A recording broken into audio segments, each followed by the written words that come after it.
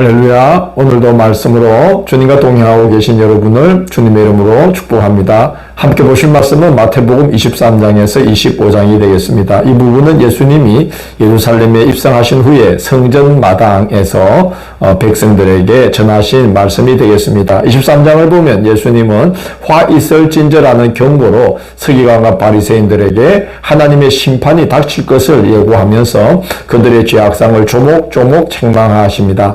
서기관은 율법교사로 율법을 해석하고 생활에 정욕하여서 여러 규례를 제정하는 자들이었고, 바리새인들은 서기관들이 제정한 규례를 평생도록 지키기로 세약한 자들입니다.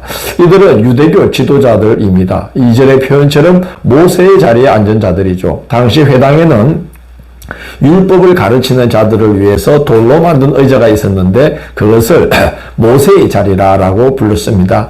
예수님은 그들을 가리켜서 말만 하고 행하지 않는 자들이라면서 그들이 말하는 바는 행하고 지키되 그들이 하는 행위는 본받지 말라고 무리와 제자들에게 말씀하십니다.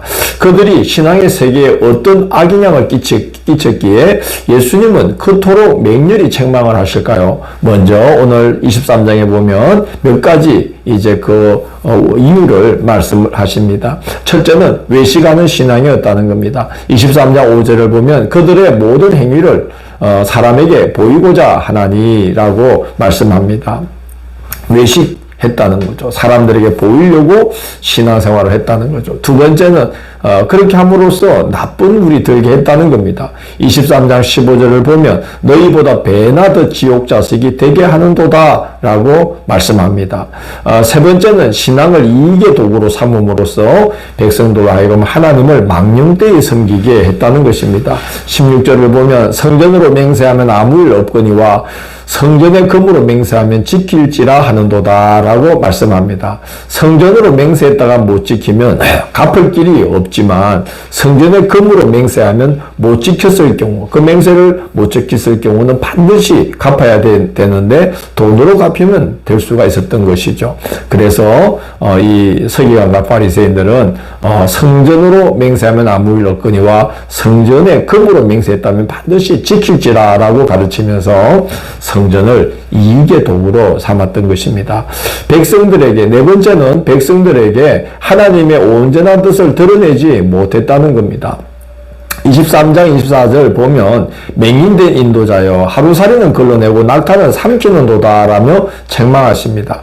낙타처럼 정말 크고 중요한 가치들, 즉 정의와 긍휼과 믿음을 지키는 것은 가볍게 여기고 하루살이처럼 소소한 것들, 즉 박하와 해안과 근처의 11조들, 우리로 치자면 텃밭에서 나는 상추, 쑥갓, 건대 이런 것까지도 10분의 1을 일일이 그때마다 구분하는 이런 것은 아주 중히 여기게 가르쳤다는 겁니다. 그러나 예수님은 이것도 행하고 저것도 버리지 말아야 한다고 책망하면서 그렇게 그 박하와 해안과 근대의 11조를 구분하는 것도 중요하지만 그 율법의 가장 중요한 가치들, 정의, 긍휼, 믿음을 행하는 것을 더 중하게 가르쳐야만 했다라고 책망을 하십니다. 다섯 번째는 위선이었습니다. 23장 27절 보면 회칠한 무덤이다라고 그들을 책망합니다. 회칠한 무덤은 회칠을 해놨기 때문에, 석회칠을 해놨기 때문에 무덤이 아닌 것처럼 보입니다. 그래서 사람들이 부지중에 무덤에 접촉하여서 부정함을 입게 될 위험이 큽니다. 서기관과 바리새인들은 겉으로는 사람들에게 옳게 보이지만 속은 외식과 불법이 가득해서 그들을 가까이 하면 그들을 그만 닮아버리고 말았던 것이죠. 여섯 번째는 의인들을 핍박했다는 겁니다. 조상 대대로 지금에 이르기까지 핍박해 왔는데 앞으로도 주님께서 보내실 주의 종들을 핍박할 거라고 말씀합니다. 34절을 보면 너희 회당에서 채찍질하고 이 동네에서 저 동네로 따라다니며 박해하리라고 말씀합니다. 얼마 지나지 않아 초대교회의 성도들은 동족의 박해로 흩어지게 되었고 바울 사도의 전도 여정을 보면 내내 유대 율법주의자들이 바울의 뒤를 추적하면서 따라다니며 방해하고 핍박하고 죽이려고 합니다. 문제는 바로 이렇게 그 맹인된 인도자인 그들로 인해서 그들만 심판받는 게 아니라 그들로 인해서 잘못 인도함을 받은 한 세대 전체가 그만 하나님의 심판을 직면하게 된다는 것입니다. 그래서 37절을 보면 예루살렘아 예루살렘아 하면서 예수님이 탄식을 하시고 38절을 보면 보라 너희 집이 황폐하여 버려진 바 되리라 이렇게 말씀합니다. 24장은 바로 그 말씀처럼 너희 집이 황폐하여 버려진 바 되리라는 그 경고의 말씀대로 이스라엘의 멸망이 임박했음을 예고하시면서 또한 아울러서 마지막 때에 있을 종말에 대해서도 말씀을 합니다. 그래서 이제 세대적인 종말과 우주적 종말 두 가지를 다 함께 아울러서 경고하고 계신 거죠. 2절을 보면 제자들이 성전 건물의 웅장함과 화려함에 감탄하자 예수님은 돌 위에 돌 하나도 남지 않고 돌 하나도 돌 위에 남지 않고 다 무너뜨려지리라고 말씀하면서 성전이 파괴될 것을 예고하십니다. 15절 16절을 보면 멸망에 가정한 것이 거룩한 곳에 선 것을 보거든 그때에 유대에 있는 자들은 산으로 도망할지어다 라고 말씀합니다.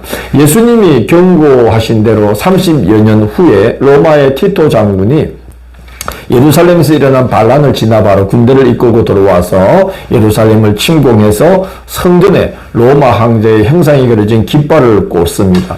또 예루살렘 성읍을 불사르고 성전을 파괴합니다. 그렇게 해서 예수님이 경고하신 대로 예루살렘의 멸망이 이제 심판의 날로 다가오게 된 것입니다.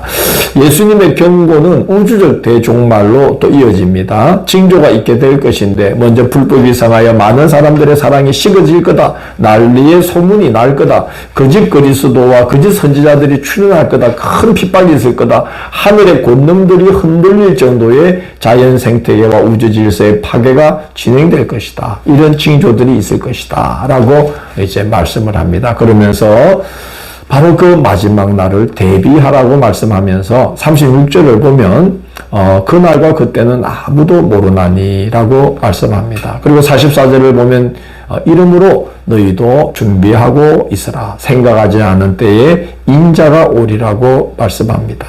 예루살렘에 닥칠 심판도 우주적 대심판의 날도 그렇게 임한다는 것입니다.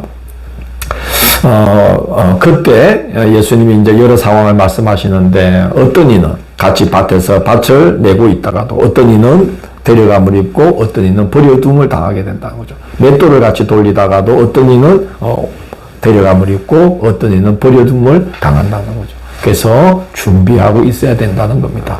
25장은 준비된 모습으로 심판의 날을 맞이해야 됨을 여러 비유로서 말씀합니다. 첫 번째는 열처녀 비유입니다. 13절을 보면 그 비유를 말씀하신 다음에 이런 결론을 내립니다. 그런즉 깨어 있으라. 너희는 그날과 그때를 알지 못하느니라고 말씀합니다. 신랑이 언제 오더라도 맞이할 수 있도록 덤과 기름을 아울러 항상 준비하고 있어야 된다는 말씀입니다. 두 번째는 달란트 비유입니다. 30절을 보면 이 무익한 종을 바깥 어두운 데로 내쫓아라. 거기서 슬피 울며 이를 갈리라고 말씀합니다. 심판의 날은 하나님 앞에서 결산하는 날이라는 겁니다. 하나님 나라의 열매를 맺는 자들로 그러므로 살아야 된다는 그런 말씀을 합니다. 세 번째는 양과 염소의 비유입니다.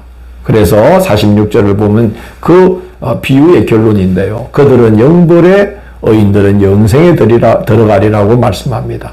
심판의 날은 영생과 영벌로 우리 인생이 판가름 나는 날이라는 거죠. 우리는 지금 영생과 영벌, 천국과 지옥 중 그 두 곳 중 한 곳을 향해서 우리는 걸어가고 있다는 겁니다. 예수님은 그렇기 때문에 지극히 작은 자 하나를 주님 대하듯 살아서 염소의 자리에 있는 자가 아니라 주님이 칭찬하는 양의 자리에 있는 자들이 되어야 한다는 거죠. 그것이 바로 창세로부터 예비된 나라를 상속받는 비결이다라고 말씀합니다. 내일 10월 14일 목요일은 마태복음 26장에서 28장을 아버지의 원대로 하옵소서라는 제목으로 살펴보도록 하겠습니다. 오늘도 함께 해주셔서 감사합니다.